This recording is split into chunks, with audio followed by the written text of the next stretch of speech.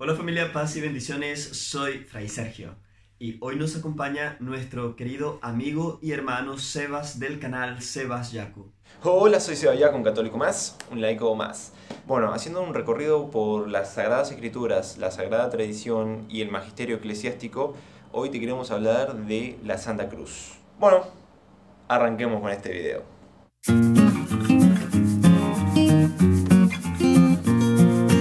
Como es que un signo de muerte, maldición y derrota termina convirtiéndose en un signo de salvación, bendición y victoria. La cruz es sin duda alguna el símbolo del cristianismo por excelencia, porque es un símbolo de salvación, de bendición y de victoria. Es un signo de salvación porque en ella murió el Hijo de Dios, nuestro Señor Jesucristo, para el perdón de nuestros pecados, y en ella Jesucristo derrotó la muerte, dándonos así la vida eterna. Aquel símbolo de la maldición romana se convirtió para nosotros los cristianos en un símbolo de bendición, porque ahí Jesucristo desarrolló su obra de salvación. Con su muerte, con su pasión y muerte, Jesucristo destruyó completamente la muerte, para que todo aquel que crea en Él tenga vida, y no solo cualquier vida, sino vida eterna. La cruz no es para nada un signo de derrota, sino un signo de victoria,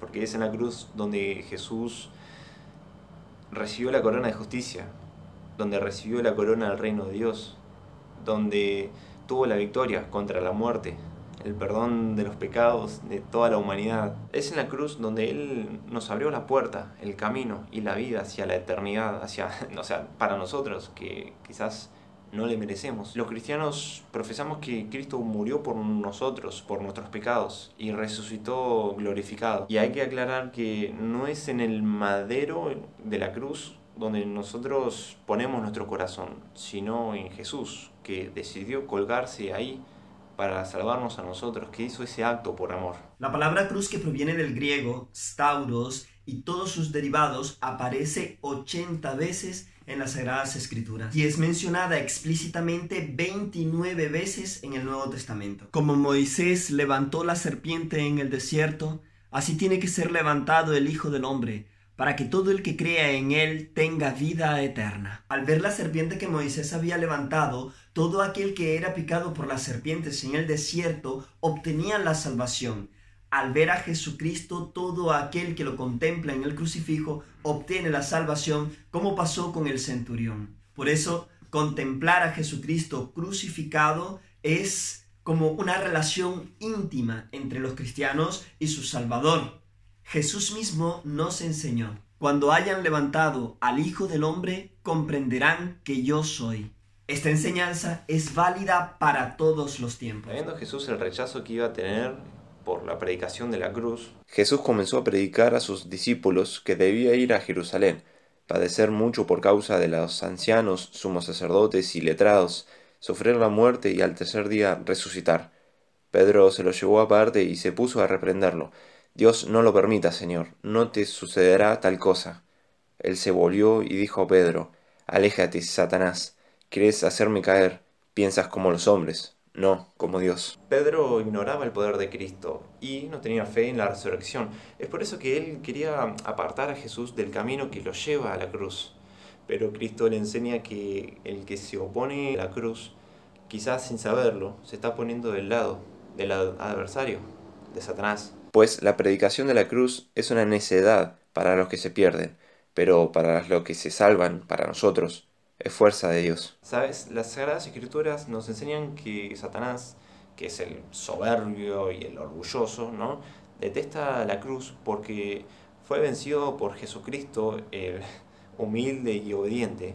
Fue vencido por Él en la cruz. Mostrándose en figura humana, se humilló, se hizo obediente hasta la muerte y una muerte en cruz. Por eso Dios lo exaltó y le concedió un nombre sobre todo nombre. El cristiano, si de verdad ama al Señor, debe comprender cuál es el papel que la cruz juega en su vida. El que quiera seguirme, niéguese a sí mismo, cargue con su cruz y me siga. Por esta razón es lógico que San Pablo y San Pedro tengan en un valor profundo la Sagrada Cruz. He aquí dos citas de estas dos columnas de la Iglesia. Sepa pues con certeza toda la casa de Israel, que Dios ha constituido Señor y Cristo a este Jesús, a quien vosotros habéis crucificado. Lo que es a mí, Dios me libre de gloriarme, si no es en la cruz de nuestro Señor Jesucristo, en la cual el mundo está crucificado para mí y yo para el mundo.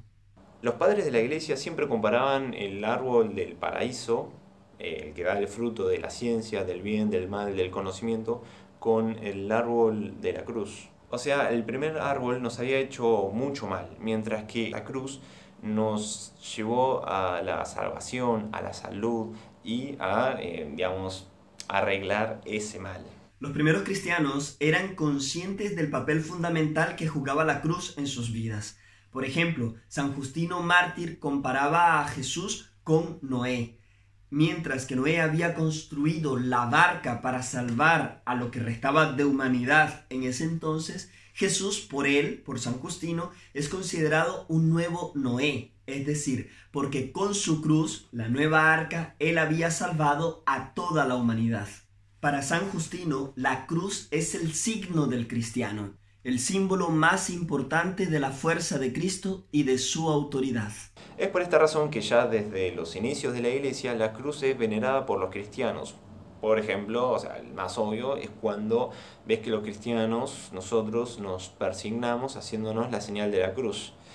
Tertuliano, quien vivió desde el año 160 al 220, más o menos, nos dice lo siguiente: en todos nuestros viajes y movimientos, en todas nuestras salidas y llegadas, al ponernos nuestros zapatos, al tomar un baño, en la mesa, al prender nuestras velas, al acostarnos, al sentarnos, en cualquiera de las tareas en que nos ocupemos, marcamos nuestras frentes con el signo de la cruz.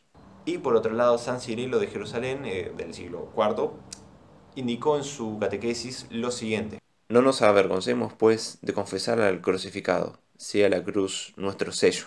El amor que los cristianos sentían por el Monte Calvario hizo que el emperador Adriano construyera en ese mismo lugar, y por odio a la fe cristiana, a los seguidores del crucificado, un templo a la diosa Venus en el año 135. Cuenta el historiador cristiano Eusebio de Cesarea que en el año 311 el militar pagano Constantino respetaba mucho a los cristianos porque su madre era cristiana, Santa Elena. Tenía que librar una batalla contra su enemigo Magencio, que además era opresor de los cristianos. La noche antes de la batalla, Constantino escuchó en sueños una voz que decía: con este signo vencerás, mostrándole la cruz de Cristo.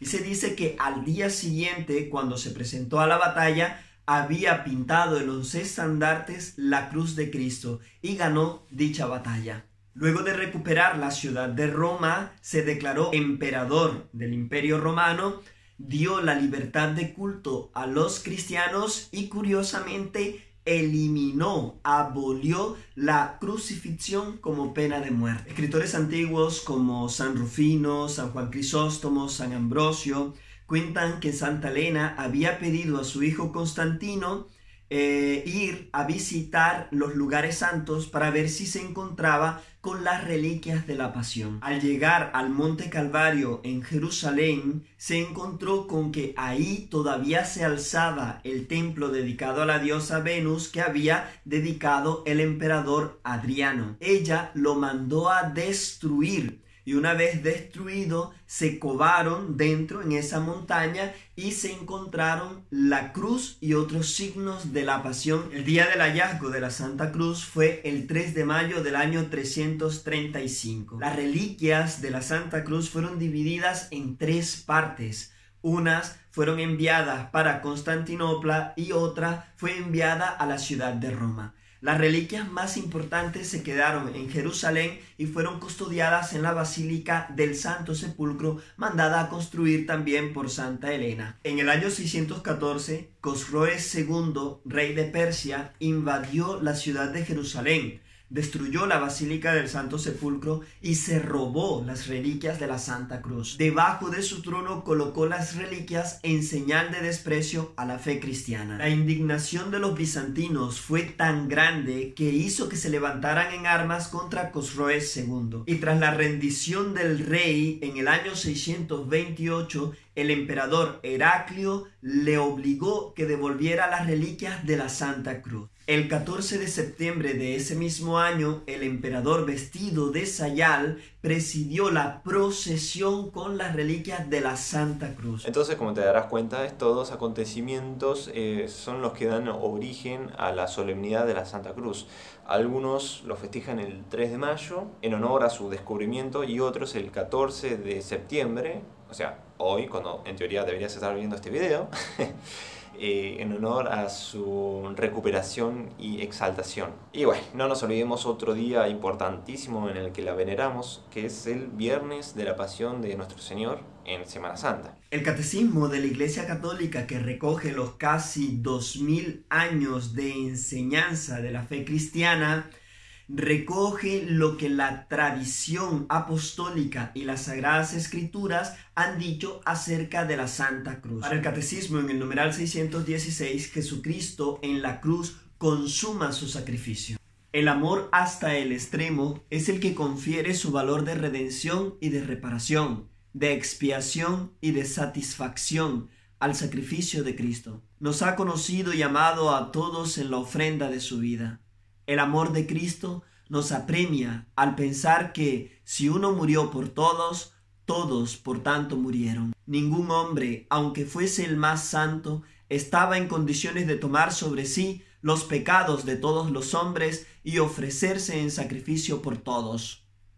La existencia en Cristo de la persona divina del Hijo, que al mismo tiempo sobrepasa y abraza a todas las personas humanas, y que le constituye cabeza de toda la humanidad, hace posible su sacrificio redentor por todos. Eso sí, aunque solo Cristo nos puede salvar mediante la cruz, nosotros los cristianos podemos participar de su sacrificio.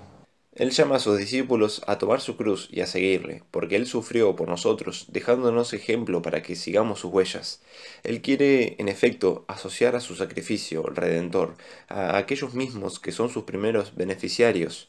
Eso lo realiza en forma excelsa en su madre, asociada más íntimamente que nadie al misterio de su sufrimiento redentor. Ahora vamos a ver algunos errores que algunas personas malintencionadas suelen enseñar. Jesús murió en un madero, no en una cruz. Esto no solo es una herejía, sino además una ignorancia rotunda. La palabra cruz, que proviene del griego stauros, no es lo mismo que la palabra madero, que proviene del griego xilon. Como hemos visto en las Sagradas Escrituras, la palabra cruz, o sea, stauros, aparece más de 80 veces junto con todos sus derivados, es decir, crucificado, muerto en la cruz, etcétera, etcétera. Mientras que la palabra xilon aparece solamente 5 veces en las Sagradas Escrituras. Y si nos vamos a la parte cultural, en la época del Imperio Romano, cuando se habla de una cruz, se está hablando de la composición de 2 leños, de 2 maderos, es decir, uno vertical con el nombre de stipite y uno horizontal con el nombre de patibulum. En cambio, la palabra xilon hace referencia a madero, madera, leña, es decir, el material con el que está hecha la cruz. Desgraciadamente, algunos malintencionados hacen una traducción errada de las Sagradas Escrituras poniendo la palabra madero donde en realidad quiere decir cruz. Si unimos todas las reliquias de la cruz, se construiría un enorme barco. No lo sé, Rick, parece falso. Bueno, de hecho sí lo es. Fue el reformador Calvino quien, reformador claramente, quien mencionó esta leyenda en su obra, llamada Tratado sobre las Reliquias y claramente popularizada por los enemigos de la Iglesia. En 1870, Charles Rowald de Fleury, no sé si lo dije bien, estudió sobre el tema y en su libro llamado Memorias de los Instrumentos de la Pasión, y él concluyó con lo siguiente, que si se sumaban todos los todas las reliquias existentes sobre la cruz, apenas se llegaría a 1/3 de una cruz de 3 metros. O sea que llegar a un barco enorme es como medio complicado. ¿Venerarías el cuchillo con el que mataron a tu papá? Claro que no, no lo veneraría. ¿Por qué? Porque primero, mi papá no tiene el poder de convertir un instrumento de maldición en instrumento de salvación. Pero la sangre de Cristo sí que tiene el poder de convertir un instrumento de tormento, de maldición, en causa e instrumento de salvación. ¿O es que acaso tú no crees en el poder redentor de la sangre de Cristo? Además, no fue la cruz la que mató a Jesucristo, fueron nuestros pecados. Dice el profeta Isaías que Él murió por ti y por mí, para salvarnos de la maldición de la muerte y del pecado. Nosotros, los cristianos católicos, le damos más importancia a la muerte en la cruz que a la resurrección. Y eso es recontra remil falso, porque nosotros le damos importancia a todo el misterio pascual, desde la pasión y la muerte en la cruz hasta la resurrección y la glorificación de Jesús. La historia de Jesús no termina en la muerte. Cuando nosotros recordamos la cruz de Cristo, nuestra fe y esperanza se centran en el resucitado.